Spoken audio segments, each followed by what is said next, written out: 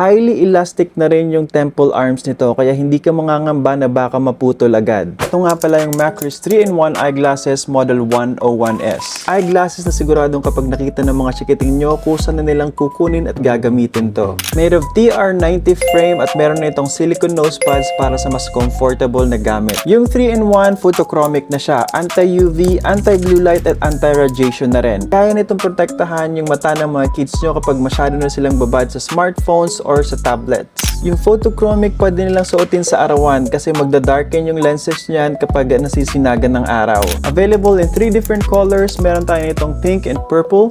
Meron din namang blue for boys. Meron ding black and red. Sa isang set nga pala ng eyeglasses na to, meron ka ng case, meron ka na ring pamunas from Macris, 3 stickers na pwedeng ilagay around your eyeglasses.